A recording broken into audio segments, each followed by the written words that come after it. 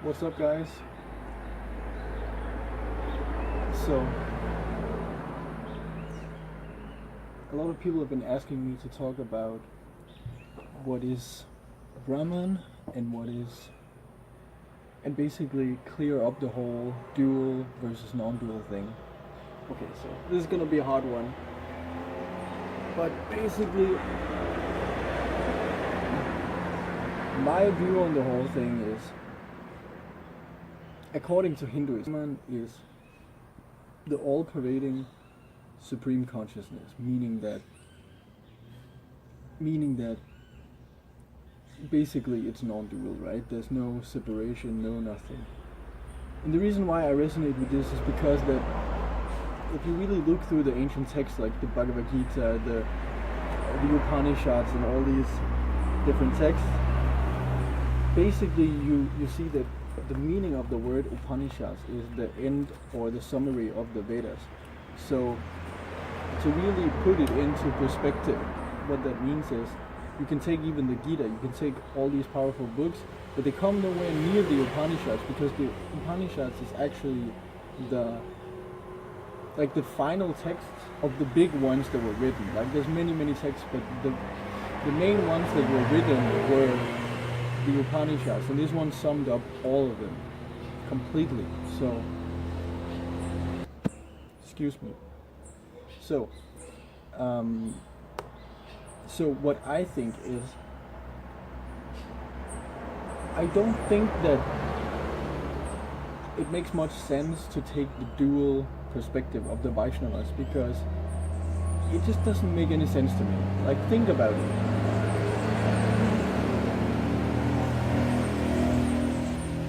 So when I first went to live in a temple, and I first heard people talking about like stuff like God being separate from you and all this kind of stuff, I was out. I was like, bye, that's it for me. Because when I was listening to this stuff back home, or reading the books, listening to the audio, when I was studying all this stuff myself, it sounded very much like what I was getting from the Upanishads and all this. So I got quite turned off by hearing this, because I would think that the whole point of scriptural study in Hinduism and Buddhism, and the whole point of the practice, is to connect with God. And if that's your the goal of spirituality in general, then what's the point of what's the point basically of saying, okay, God is this oneness, and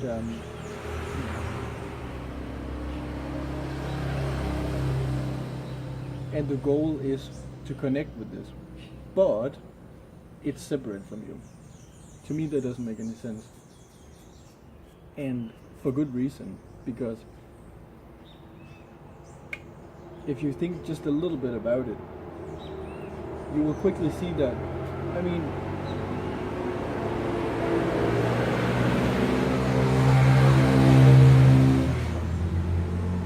just like really, just like really simply, if the goal is to connect with God, then how in any way could it be a good idea to say, oh, but he is far away from you, it's something unattainable? If your idea of, if the whole point of spirituality is to connect with God, then saying that he is unattainable, or that you have to like fight for it, and you have to, it just doesn't make any sense. Because if the goal of spirituality is to connect with God, then you should have a point of view that you can connect with him, you know what I mean? And if this is just how I see it, but if you go into it into the path with the perspective of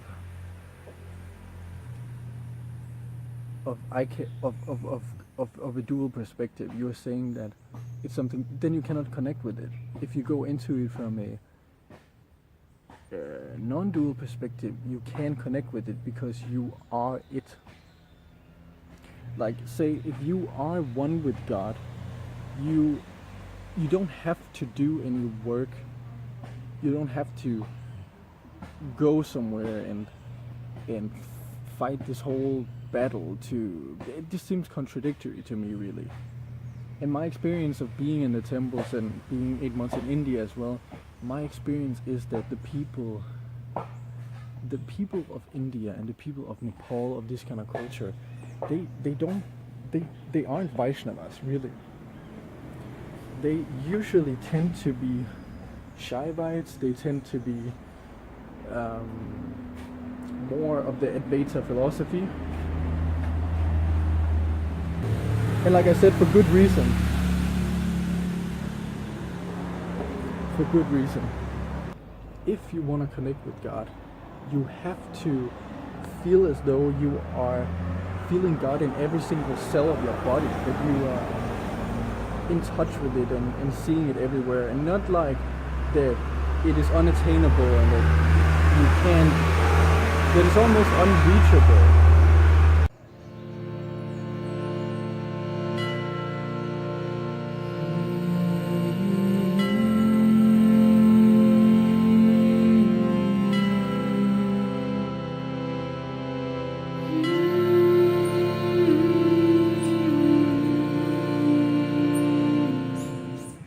Actually, I would go so far as to say that that thinking of it as non-duality and then duality is even too conceptual. When you're focusing on non-dual versus dual, you're still caught in concepts. Really, all this stuff is distracting you from the truth, and it is simply two different concepts. What you really want to do is say, okay, dual is a concept, non-dual is a concept, but what is wavering right between the two or above the two? What is there? What is there is the actual truth. So rather than creating almost a spiritual warfare, you gotta just realize that, I guess what I'm trying to say is you gotta realize that you don't want to be choosing side. You want to be beyond that platform, and you want to resonate on a platform where you don't choose between dual or non-dual or this and that, because it's still just concepts. If you really think about it, both are still concepts. What you want to do is you want to be conceptually free. You want to be free of the concepts and the notions of these things, because it's easy to get caught up in all that stuff when you're trying to decipher and say, okay, I want the truth of this philosophy, but it's so easy to just get caught up in another war of this or that side, you know? So many people think, oh, because that you prefer the non-dual side, you are therefore a non-dualist. I'm saying, no, I'm not a non-dualist. I am a human being, and I am spirit, and I don't care too much about trying to fit into a certain box, but I do find that the non-dual philosophy is less dogmatic than the dual one. And so if I have to put a label on it, I find that the non-dual label fits better because it is more close to the truth. But that doesn't mean that I would necessarily say that that is what I subscribe to, you know? It only means that it's a box for people who do not understand the philosophy to say, okay, this is approximately where I'm at. But that's not to say that I would say that that's the whole story, because I think there's a lot more to the story than just a simple, ridiculous box. Because then you might as well say that you're a dualist, or whatever it is. Again, this is just my take on it, but I think that I know actually that from experience, seeing this, that this is for sure a trap. for sure a trap.